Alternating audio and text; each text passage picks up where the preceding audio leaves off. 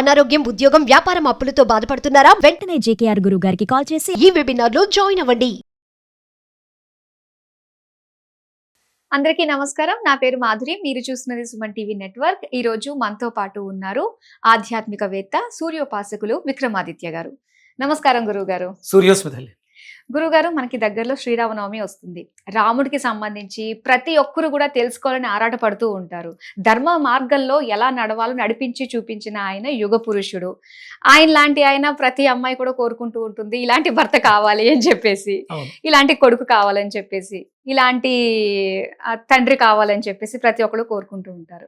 అయితే ఈ శ్రీరామనవమి రోజున శ్రీరాముడు గురించి ఎన్నో విషయాలు తెలుసుకోవాలండి. ఆయనకి సంబంధించి ఇటీవల చాలా కాంట్రవర్సీస్ కూడా వస్తూ ఉన్నాయి. రాముడు మాంసాహారం తిన్నాడు అని. ఒక డౌట్ అండి, క్షత్రియుల ధర్మం ఏంటి అంటే వాళ్ళు నాన్ వెజ్ తినచ్చు, ఖచ్చితంగా చేయాల్సిందే అంటూ ఉంటారు. అందులో తప్పే ఉంది అని చెప్పేసి అనిపిస్తూ ఉంటుంది. ఇలాంటివి ఇంకా చాలా ఉన్నాయి. మనం మాటల్లో ఇవన్నీ కూడా, నా సందేహాలన్నీ కూడా నివృత్తి చేసుకుంటారు. తప్పకుండా తల్లి, తప్పకుండా. నిజంగా అందరికీ కూడా చూస్తున్నటువంటి మన కుటుంబ సభ్యులు, మనల్ని ఆదరిస్తున్నటువంటి మన కుటుంబ సభ్యులందరికీ కూడా విశ్వావసునామ సంవత్సర ఉగాది తర్వాత వస్తున్నటువంటి శ్రీరామనవమి శుభాకాంక్షలు. ఉగాది జరిగింది, అదొక పండగగా జరుపును. పాడ్యమి తిథి ప్రారంభం మనకి ఉగాది. ఇప్పుడు 9వ రోజు. ఇక్కడ నుంచి అంటే ప్రకృతి అంతా పరవశిస్తూ ఎదురు చూస్తున్నటువంటి సమయం రాముల వారి జన్మదినం, శ్రీరామ నవమి కదా. అంటే ఎంత అంటే అప్పట్లో, అంటే శ్రీరాముల వారు జన్మ తీసుకున్న సమయంలో ప్రత్యక్ష భగవాన్ అనేటువంటి సూర్యనారాయణమూర్తి వెలుగుని, అంటే సూర్యాస్తమయం తర్వాత మనకి చీకట్లు వస్తాయి కదా, అసలు 30 రోజుల పాటు చీకటే కానరాలేదంట. ఆయన అలా వచ్చి రాముల వారి ముగ్ధ మనోహర రూపాన్ని చూస్తూ మరిచిపోయారు, ఉండిపోయారు. భారతదేశంలో అయోధ్య నగరంలో మనకి అయోధ్యలో సూర్యకుండం అని ఒక కుండాన్ని చూపిస్తూ ఉంటారు. అంటే అంత ముగ్ధ మనోహరమైనటువంటి రూపం. అంటే ఆయన్ని మనం విష్ణు స్వరూపుడుగా రామజన్మ తీసుకున్నారు. అంటే విశ్వం అంతా కూడా భగవత్ స్వరూపమే. ఇందులో ప్రత్యేకంగా ఒక రూపాన్ని రాముల వారు తీసుకున్నారు. అది కేవలం శ్రీరాముడు అనేది ఒక రూపము కాదు, ఆ నామం ఏదైతే ఉందో ఒక నామము కాదు, అది అద్భుతమైనటువంటి శక్తి క్షేత్రం. శ్రీరాముడు అనేది మనకి వేదం చెప్తుంది. ధర్మం ఏంటి అంటే ఒక ధర్మానికి ఒక రూపాన్ని తయారు చేస్తే అది శ్రీరామచంద్రమూర్తి. రామాన్ విగ్రహ ధర్మోహ. అంటే రాముల వారు అంటే దేనికైనా మనకి కొలమానం ఉంటుంది కదా. నా మాట వేదం, నా మాట శాసనం, లేదు మెడికల్ డిక్షనరీస్, మెడిసిన్స్. దానికి అంటే ఒక మెడిసిన్కి ఏంటి ప్రమాణం అంటే డిక్షనరీ చూపిస్తారు, ఒక మనం రాసినటువంటి. ధర్మానికి నిర్వచనం ఏంటి అంటే శ్రీరామచంద్రమూర్తి. ఇంక ఇందులో మనకి ఎలాంటి సందేహం లేదు.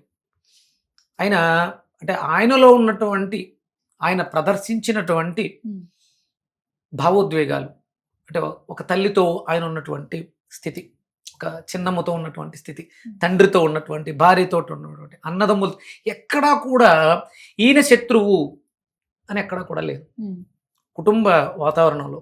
అందుకనే ప్రతి స్త్రీ రాముడు లాంటి భర్త కావాలి, ప్రతి స్త్రీ రాముడు లాంటి బిడ్డనికి జన్మనివ్వాలి, ప్రతి స్త్రీ రాముడు లాంటి భర్త కావాలి, సహోదరుడు కావాలి కోరుకోవడంలో ఎలాంటి సందేహం లేదు. ఇది మాంసాహారం తిన్నాడు రాముడు, అందులో తప్పేం లేదు అని నానా రకాలుగా మాట్లాడుకుంటూ ఉన్నారండి. అసలు క్షత్రియ ధర్మం అంటేనే ఖచ్చితంగా వాళ్ళు మాంసం భుజిస్తూ ఉంటారు కదా, తప్పేమన్నా ఉందా? అంటే క్షత్రియుడు అంటే అర్థం తెలియాలమ్మా. క్షత్రియుడు అంటే క్షాత్రము కలిగిన వాడు, బాహుల్యమైనటువంటి భుజబలంతో తనని రక్షించుకునేవాడు క్షత్రియుడు. అంటే మనకి 4 ధర్మాలు ఉన్నాయి. ఏంటవి? క్షత్రియ, బ్రాహ్మణ, వైశ్య, శూద్ర. ఇవి 4 ధర్మాలు, కులాలుగా మనం మాట్లాడుకుంటాం. బ్రాహ్మణ కులం అని. క్షత్రియుడు అంటే సమాజాన్ని, తనని తాను రక్షించుకుంటూ తన కుటుంబాన్ని రక్షిస్తూ సమాజాన్ని కూడా రక్షించేవాడు క్షత్రియుడు. ఇక బ్రాహ్మణుడు అంటే ఏంటంటే బ్రహ్మజ్ఞానము తెలిసినవాడు, క్షత్రియుడికి సహాయకారిగా ఉండేవాడు, యుద్ధం చేస్తున్నటువంటి రాజుకి సహాయంగా ఉండేవాడు.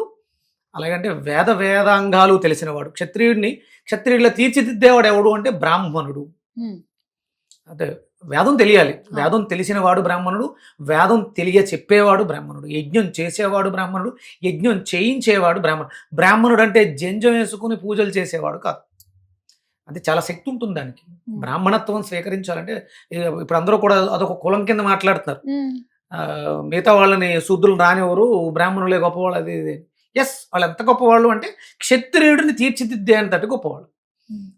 రాముల వారిని అంత క్షత్రియుడిగా తీర్చిదిద్దింది ఎవరమ్మా? మనకు ఉన్నటువంటి ఋషులే కదా, విశ్వామిత్రుడు, వశిష్ఠుడు, వీళ్ళే కదా.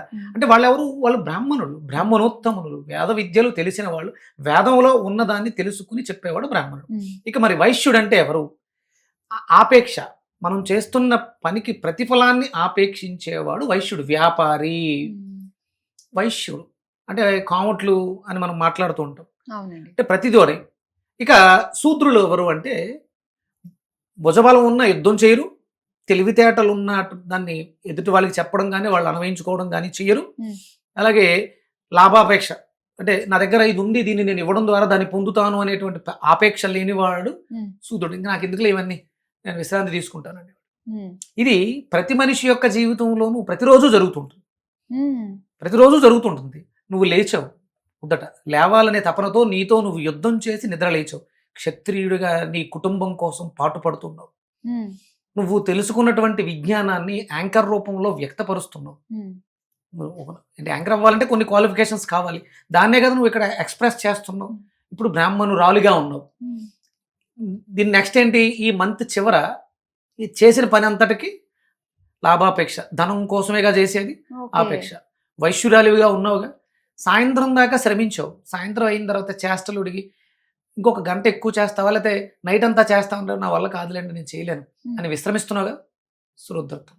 ఒకే రోజులో ఉదయం నుంచి సాయంత్రం దాకా ప్రతి మనిషి కూడా క్షత్రియ, బ్రాహ్మణ, వైశ్య, శూద్రులుగా ఉన్నావు. ఇవి బయటకు తీసుకెళ్ళినప్పుడు ఇలా చేసేవాళ్ళని, అంటే సోమరిపోతులు పని చేయలేరు, కేవలం తన కాళ్ళకి బలాన్ని పని చేసేవాళ్ళని శూద్రులు అన్నారు. అంతే, వాళ్ళకి మెదడుతో పని లేదు, బలంతో పని లేదు, యుద్ధం చేయాల్సిన అవసరం లేదు, శక్తిని శ్రమింపచేసి వచ్చిన దాంతో తృప్తి పడతారు.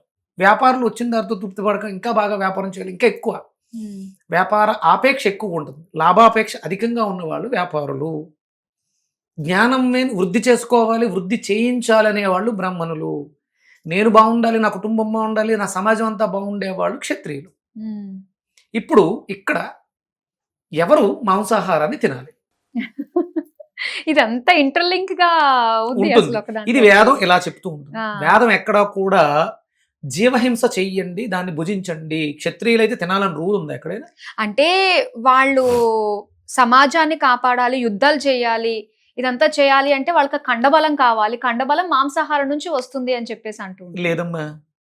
ఇప్పుడు అంటే బాగా శక్తివంతమైనటువంటి జంతువుల్లో మనకున్నటువంటి, మనం చూసేటువంటి జంతువుల్లో బాగా శక్తి కలిగిన జంతువు ఏది? సింహం. అది మాంసాహారం విపరీతంగా తింటుంది కదా. అలాగే పులి, లేడేమో గడ్డి గాదులు అవిని తింటూ ఉంటుంది, ఏనుగు కూడా గడ్డే తింటుంది. సింహం ఎదురుగుండా వచ్చి ఏనుగుని కొట్టగలదా? సింహము ఎదురుగా వచ్చి ఏనుగని కొట్టగలదా? కొట్టలేదంటారా? కొట్టలేదు, సమస్య లేదు. వెనక నుంచి దెబ్బ కొట్టాలి. జింక ముందు పరిగెడుతుంది, పులి వెనకాల పరిగెడుతుంది. ఇది ఓడిపోతే, అలిసిపోతే తప్ప దొరకదు, దాని టైం అయిపోతే తప్ప దొరకదు. ఇప్పుడు ఇక్కడ వెజిటేరియన్ బలంగా ఉన్నారా, నాన్ వెజిటేరియన్ బలంగా ఉన్నారా? అవును కదా, వెజిటేరియన్ బలంగా ఉన్నారని అర్థమవుతుంది. తొండం ఉచ్చు ఒకటి కొడితే సింహం వస్తుంది, అందుకని వెనకాల వచ్చి వెనకాల మాత్రమే దెబ్బేస్తాయి ఏ జంతువు అయినా సరే. తనని తాను కాపాడుకోవడానికి వెజిటేరియన్సే బాగా పరిగెట్టగలుగుతారు. యానిమల్స్ లో లేడీ, దుప్పు ఇవన్నీ ఉన్నాయి కదా, చాలా విపరీతంగా పరిగెడతాయి, పుల్లు పట్టుకోలేవు, ఇంకా పులి అలసిపోతుంది. దాని కర్మగాలి దారిలో ఏదైనా అడ్డొచ్చో పడో దొరకాలి తప్ప, అంటే బలం కావాల్సింది శరీరానికి కాదమ్మా, బుద్ధి బలం. అది శాకాహారంలో ఉంది, అది వేదం చెప్తుంది. క్షత్రియులు అన్నంత మాత్రాన మాంసం తినాలి అని చెప్పిన వాళ్ళందరూ దుర్మార్గులు. అంటే ఇవన్నీ, ఇలాంటివన్నీ కూడా నానుడిలన్నీ మధ్య మధ్యలో వచ్చాయి కదా, కల్పితాలు. ఇవన్నీ కల్పితాలు. వేదంలో అంటే వాల్మీకి రామాయణం వేదం కాదు, వాల్మీకి వేదాన్ని తెలిసిన వాడు కాబట్టి రాముల వారి చరిత్రని అద్భుతంగా రాశాడు. అందులో ఎక్కడా కూడా ఆయన మాంసాహారి అని చెప్పలేదు.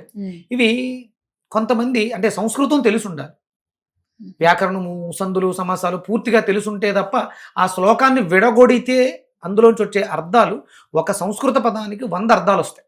దాన్ని నాకు అనుగుణంగా అన్వయించేసుకుని రాములు క్షత్రియుడు కాబట్టి ఒకే మాంసం తినుంటాడు. మాంసోదనం అంటారు. మాంసోదనం అంటే మాసోదనం, అది మాసములు అంటే తిలలు, ఓదనం అంటే మినువులు, వీటితో చేసిన పదార్థాలు తింటారు. దాన్ని ఆ విడగొట్టడం చేతకాక ఓకే, ఎవడో చెప్పిన తాత్పర్యాన్ని చూసుకుని చదివేసి యూట్యూబ్లో చెబితే అన్యమతస్తులు దాన్నే పట్టుకుని రాముడు మాంసం తిన్నాడు. నాకు తినాలనిపిస్తే తింటాను. రాముడు గురించి ఎందుకు అంటగట్టడం? సరే, ఆయన ఏం తిన్నారో ఆయన సమస్య లేదు. రాముల వారు మాంసాహారి కాదు. ఆయనకు అద్భుతమైనటువంటి గుణాలు ఉన్నాయి కాబట్టి త్రేతాయుగం నాటి శ్రీరామచంద్రమూర్తిని ఎప్పటికీ మనం తలుచుకుంటున్నాం, మాట్లాడుకుంటున్నాం అంటే ఆయన ధర్మానికి ప్రతిరూపం కాబట్టి ఆయన ధర్మం చేయరు. ఇంకో విషయం ఏంటంటే అండి, అసలు శ్రీరాముడు ధర్మాన్ని అనుసరించే ప్రతి ఒక్కళ్ళతోటి చాలా మంచిగా ఉంటారు అని చెప్పేసి విన్నా, అంతా బానే ఉంది. కానీ సీతని ఏలుకునేటప్పుడు, అమ్మవారిని ఏలుకునేటప్పుడు చాకలి నిందకి కట్టుబడి ఎందుకు ఆమెను ఏలుకోలేదు అని చెప్పేసి ఇది ఇప్పుడు మనం మళ్ళీ వెనక్కి వెళ్తే ఎంత మాట్లాడుకున్నాం కదా, మాంసం గురించి ఏదైతే జరిగిందో అదే జరిగింది. వాల్మీకి రామాయణాన్ని పరిపూర్ణంగా చదివితే పూర్తిగా రామచంద్రమూర్తి ఆ తప్పు చెయ్యలేరు. ఆయన ధర్మాత్ముడు కాదప్పుడు. ఒక సాకలివాడి మాటకి ఆయన అలా విడిచిపెట్టాడు అనేది ప్రక్షిప్తం మాత్రమే. దాన్ని పూర్తిగా వాల్మీకి రామాయణాన్ని, సంస్కృతాన్ని పూర్తిగా తెలుసుకున్న వాళ్ళు, అంటే ఇప్పుడు నేను సంస్కృతం నేర్చుకుంటున్నాను, వేదాధ్యయనంలో ఉన్నాను, అందుకనే కొన్ని విషయాలు సేకరించాను కాబట్టి మాంసం గురించి ఇంత గట్టిగా మాట్లాడుతున్నాను. మీరు అడిగిన ఆ ప్రశ్నకి త్వరలోనే, అంటే సీతాదేవిని అంత కఠినంగా తీసుకెళ్ళి అరణ్యంలో విడిచిపెట్టడం అనేది జరిగి ఉండదు. ఇంకోటి ఏదో ఉండుంటుంది, దానికి కారణం కూడా ఉంటుంది. ఆయన కారణం లేకపోతే ఆయన కారణ జన్ముడు కాబట్టి, ఆయన త్రేతాయుగ కారణ జన్ముడు, యుగ పురుషుడు కాబట్టి ఆయన చేసిన ప్రతిదానికి కారణం ఉంటుంది. ఆ కారణం ఆమోదయోగ్యమై ఉంటుంది. అది పండిత పామరులందరికీ అర్థమయ్యే విధంగా ఉంటుంది. ఇప్పుడు ఇవన్నీ కూడా మనం కల్పితాలుగా మాట్లాడుకుంటాం. ఒక చాకలివాడు మాట్లాడిన మాట, అంత ధర్మాత్ముడైనటువంటి ఇప్పుడే మనం మాట్లాడుకుంటాం, అప్పుడు ఉన్నవాళ్ళు ఇంకా ఎంతగా పూజించి ఉండేవారు ఆయన్ని. కాబట్టి ఇవన్నీ కల్పితాలు అయి ఉంటాయి తప్ప ఆయన అలాంటి వాడు కాదు. ఈ శ్రీరామనవమి మనం పురస్కరించుకుని, ఇది విశ్వావసునామ సంవత్సరం విశేషంగా ఉంటుంది. అందరూ రామనామ సంకీర్తనలతో, అంటే కేవలం ఏదో నోటికొచ్చినట్టు మాట్లాడేదేం కాదు, శ్రీరామాయణాన్ని, వాల్మీకి రామాయణాన్ని పూర్తిగా చదవడానికి ప్రయత్నం చేయండి. దాంట్లో తప్పులు ఉంటే రాముడు ఎందుకు ఇలా చేశాడో అని రీసెర్చ్ చేయండి. తెలిసిన వాళ్ళు అడగండి, చెప్పేవాళ్ళు చాలా మంది ఉన్నారు. సంస్కృతం తెలిసిన వాళ్ళ దగ్గరికి వెళ్ళి ఆ పదాలని విడగొట్టడం తెలిస్తే అందులో ఉన్నటువంటి అద్భుతమైనటువంటి నిగూఢ రహస్యం బయటపడుతుంది. అంతే తప్ప నోటికొచ్చినట్టు రాముల వారిని దూషించడం తప్పు. తెలియని విషయాలు మనకు తెలియదు, నేర్చుకోవడానికి ప్రయత్నం చేద్దాం. మనకు అర్థం కాలేదు, మన బుర్రలకి ఇంతే. శ్రీరామచంద్రమూర్తి అంటే అప్పటి నుంచి ఇప్పటి వరకు మనం మాట్లాడుకుంటున్నాం అంటే ఆయన చాలా గొప్పవాడై ఉంటాడు. ఆయనకు ఒక నమస్కారం. శ్రీరామచంద్ర ఆ గుణగణాలను నాకు కూడా ప్రసాదించిన వేడుకుందాం. ఖచ్చితంగా అండి. శ్రీరాముడి గురించి, అలాగే ప్రతి ఒక్కరు కూడా శ్రీరామనవమి రోజు ఆ రామజపాన్ని స్మరిస్తూ ఉంటే, మీరు అన్నారు కదా, ఏదన్నా కూడా మనసులో ఉండే సమస్యలకి పరిష్కారాలు అన్ని కూడా ఆ నామజపంతోటే మనకు తెలిసిపోతాయని చెప్పేసి చాలా చక్కగా తెలియజేశారు. శ్రీరాముడు ఔన్నత్యం గురించి మరోసారి మా అందరికీ తెలియజేసినందుకు ధన్యవాదాలు. సూర్యోస్మితలే.